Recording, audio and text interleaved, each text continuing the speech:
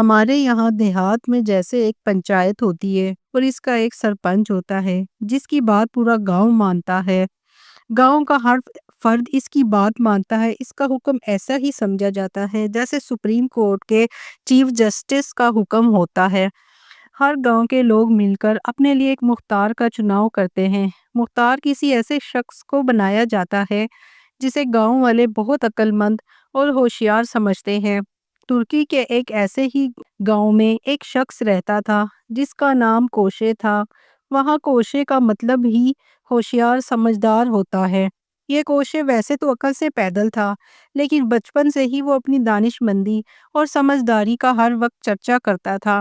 یوں سمجھ لیں کہ ایک ایسا شخص جو بات بات پر اپنی بڑائی بیان کرتا ہے، دوسروں کے دلوں میں آہستہ آہستہ اپنا رعب جما لیتا ہے۔ اس کے بار بار کہنے پر بہت سے گاؤں والے بھی اسے ایک عقل مند آدمی سمجھنے لگتے تھے۔ ایک مرتبہ کیا ہوا کہ اس گاؤں کا مختار شدید بیمار ہو گیا اور چند دن کی بیماری کے بعد اللہ کو پیارا ہو گیا۔ مختار کی تجہیز و تکفین کے بعد جب گاؤں والے فارغ ہوئے تو انہیں فکر ہوئی کہ اب گاؤں کا مختار کون ہو۔ مختار کے بعد گاؤں کا نظام چلنا تو بہت مشکل ہے۔ بہت سوچ سمجھ کر گاؤں کے بزرگوں نے فیصلہ کیا کہ کوشے کو مختار بنا دیتے ہیں۔ کوشے کو بھلا اس پر کیا اعتراض ہو سکتا تھا؟ وہ تو رہتا ہی اس طاق میں تھا، اسے کہیں اپنی ہوشیاری دکھانے کا موقع ملے۔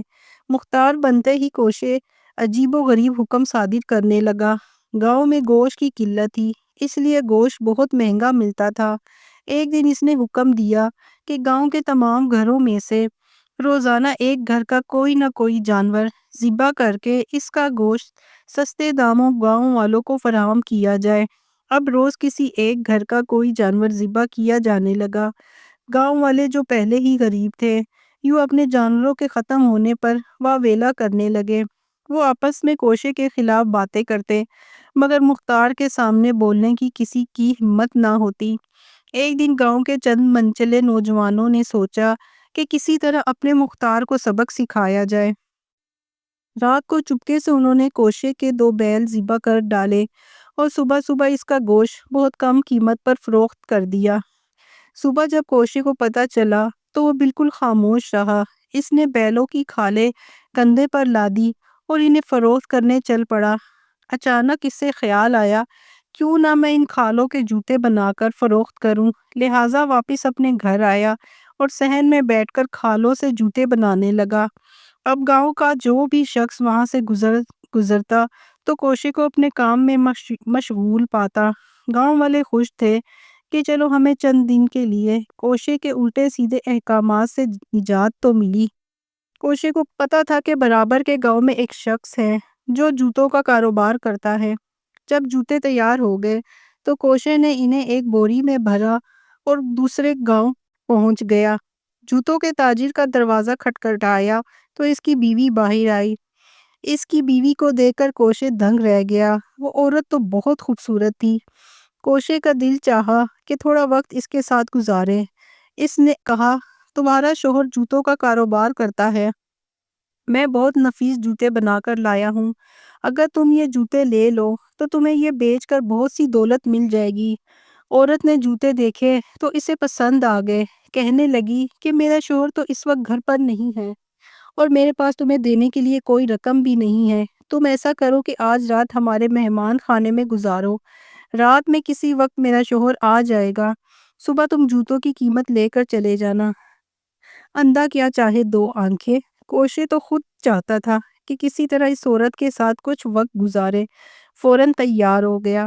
بولا، میں صبح سے بھوکا اور تھکا ہوا ہوں، مجھے کچھ کھانے کو تو دو۔ عورت نے اسے کمرے میں بٹھا کر روٹیاں پکائیں اور اس کے لیے گرم گرم کھانا لے کر آئی۔ کوشے کھانا کھا چکا تو اسے مہمان خانے کا راستہ دکھایا۔ عورت جلدی جلدی سارے کام کر رہی تھی کیونکہ اس کی ایک آدمی سے دوستی تھی جو اس کے شوہر کی غیر موجودگی میں عورت سے ملنے آیا کرتا تھا۔ آدھی رات گزری تو وہ شخص اپنی محبوبہ سے ملنے آ گیا۔ آتے ہی کہنے لگا، بہت تھکا ہوا ہوں، پہلے تھوڑی دیر آرام کروں گا، پھر بیٹھ کر باتیں کریں گے۔ یہ کہہ کر وہ بستر میں جا کر لیٹ گیا۔ عورت نے اپنے دوست کو خوش کرنے کے لیے سوچا کہ اس کے لیے کھانا تیار کر لوں۔ اس نے دیگچی میں گھی ڈالا تو اسے یاد آیا کہ گوشت تو باہر چھیکے پہ لٹکا ہے۔ وہ گوشت لینے کے لیے باہر گئی تو کوشے جو یہ سارا تماشا دیکھ رہا تھا جلدی سے اٹھا اور اس نے دیگچی میں پڑا گرم گرم گھی اس کے دوست کے منہ پر ڈال دیا۔ یہ گرم گھی اس شخص کی ناک تک میں گھس گیا اور اس کا سانس بند ہو گیا۔ عورت نے واپس آ کر اپنے دوست کو مردہ پایا تو خوف سے کانپنے لگی۔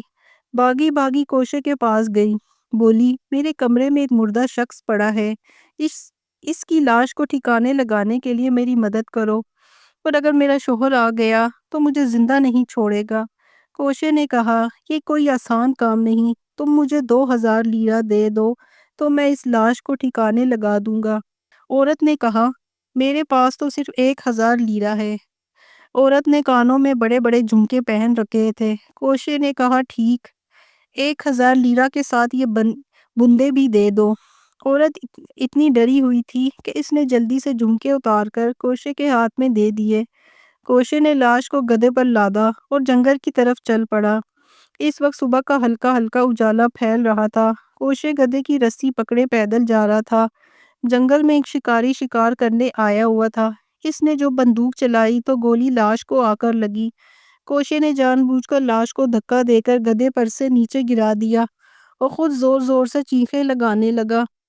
ہائے ہائے میرے بھائی کو مار ڈالا، ظالم میں تجھے نہیں چھوڑوں گا۔ شکاری بھاگا بھاگا آیا کوشے کے آگے ہاتھ جوڑنے لگا، خدا کے لیے مجھے معاف کر دو، میں نے جان کر اسے نہیں مارا، میں نے تو ہرن پر گولی چلائی تھی۔ کوشے نے غصے سے کہا میرا بھائی بیچارہ تو پہلے ہی بیمار تھا، میں اسے حکیم کے پاس لے جا رہا تھا، ظالم شخص تو نے اسے جان سے ہی مار دیا، اب میں قاضی کے پاس جا کر انصاف طلب کروں گا۔ شکاری ڈر گیا، اسے خدشہ ہوا کہ اگر قاضی کی عدالت میں مقدمہ پیش ہو گیا تو قاضی اسے عمر قید کی سزا ہی نہ دے دے۔ وہ کوشے کی خوشامدید کرنے لگا۔ کوشے نے کہا تم ایسا کرو کہ تم 5000 لیرہ دے دو، میں قاضی کے پاس نہیں جاؤں گا۔ شکاری بری طرح پھنس چکا تھا، اسے کوشے کی بات ماننا پڑی۔ کوشے 5000 لیرہ اپنی جیب میں ڈال کر چل پڑا۔ اس نے لاش گھنے جنگل میں ایک جگہ پھینک دی جہاں چیل کوے اسے کھا گئے۔ کوشے نے اپنے گاؤں پہنچ کر اپنا نیا گھر بنایا، گھر کی سجاوٹ کے لیے نیا سامان لیا، اب اس کے خوب ٹھاٹ باٹ تھے۔ گاؤں والے سوچتے تھے یہ آخر اتنا امیر کیسے ہو گیا۔ ایک دن ایک بزرگ نے اس سے پوچھ ہی لیا کوشے میاں ہمیں بھی تو بتاؤ، آخر تمہارے پاس اتنی دولت کہاں سے آ گئی؟ کوشے نے کہا تم لوگوں نے جو میرے بیل ذبح کیے تھے ان کی کھال کے میں نے جوتے بنائے تھے، مجھ سے غلطی ہو گئی، اگر میں کھال کو اور باریک کرتا اور زیادہ جوتے بن جاتے اور میرے پاس اس سے بھی زیادہ دولت ہوتی۔ کوشے نے پھر کہا سمندر کے کنارے ایک بہت بڑا گاؤں ہے، وہاں بیل کی کھال کے جوتے بہت پسند کیے جاتے ہیں۔ کوشے کی باتیں سن کر گاؤں کے سب لوگ سوچنے لگے ہم بھی ایسا کیوں نہ کریں، دولت کمانے کا یہ آسان طریقہ ہے۔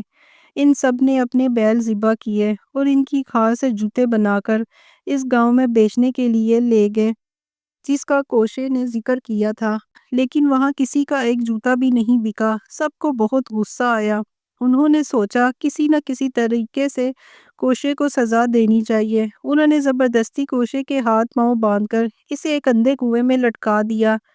یہ کنواں ایک گھنے جنگل کے درمیان تھا۔ کوشے زور زور سے چیخ رہا تھا مگر اس جنگل میں اس کی مدد کرنے کون آتا؟ اتفاق سے ایک شکاری شکار کی تلاش میں وہاں آ نکلا۔ اس نے جو کسی کے چیخنے کی آواز سنی تو کنویں میں جھانک کر دیکھا۔ شکاری نے پوچھا تم اس گہرے کنویں میں کیا کر رہے ہو اور یہاں کیسے پہنچے ہو؟ کوشے نے کہا ایک امیر آدمی نے اپنی بے پناہ دولت، ہیرے جواہرات اور سونے کے سکے اس کنویں میں چھپا رکھے ہیں، میں وہ دولت نکالنے اس کنویں میں آیا ہوں، کیا تمہیں دولت مل گئی؟ شکاری نے پوچھا مجھے ذرا نیچے جواہرات اور سونا صاف نظر آ رہا ہے لیکن رسی چھوٹی ہونے کی وجہ سے وہاں تک پہنچ نہیں پا رہا۔ شکاری نے کہا میں اس کنویں میں اتر کر دولت حاصل کرنا چاہتا ہوں۔ کوشے نے کہا تم مجھے اوپر کھینچ لو پھر میں تمہاری کمر سے رسی باندھ کر تمہیں کنویں میں اتار دوں گا۔ شکاری نے کوشے کو اوپر کھینچ لیا اور خوشی خوشی اپنی کمر کے گرد رسی باندھ لی۔ اس نے اپنا تھیلا کنویں کے باہر رکھا اور کوشے سے کہا، تم مجھے کنویں میں اتار دو، میں کنویں سے جو دولت لے کر آؤں گا اس میں سے تمہیں بھی حصہ دوں گا۔ اندھا کیا چاہے، دو آنکھیں۔ کوشا تو یہی چاہتا تھا کہ شکاری کنویں میں اتر جائے۔ اس نے رسی کے ذریعے شکاری کو کنویں میں لٹکا دیا، پھر شکاری کا تھیلا کھول کر دیکھا تو اس میں کثیر تعداد میں لیرا موجود تھا۔ شکاری شہر شہر گھوم رہا تھا، اس لیے اس نے زیادہ راہ کے طور پر اچھی خاصی رقم اپنے پاس رکھی ہوئی تھی۔ کنویں میں سے شکاری چیختا رہ گیا اور کوشے اس کا تھیلا اٹھا کر 9 دو 11 ہو گیا۔ گاؤں پہنچ کر اس نے گھر کی مزید تعزین و آرائش کی۔ گاؤں والوں نے پوچھا، تم کنویں میں سے کیسے نکلے اور یہ دولت تمہارے پاس کہاں سے آئی؟ کوشے نے کہا، وہ کنواں تھوڑی تھا، ایک دیو کی رہائش گاہ تھی جہاں دیو نے بے شمار دولت چھپا رکھی تھی۔ میں نے دیو کے پاؤں دبائے اور اس کی اتنی خدمت کی کہ اس نے خوش ہو کر مجھے کنویں سے باہر پہنچا دیا اور اپنی دولت کا ایک چھوٹا سا حصہ بھی مجھے دے دیا۔ اب گاؤں والے بہت پچھتائے کہ ہم نے خواہ کوشے سے بدلہ لینے کی ٹھانی۔ وہ سب خاموش ہو کر بیٹھ گئے اور کوشے گاؤں کا مختار بنا بیٹھا رہا۔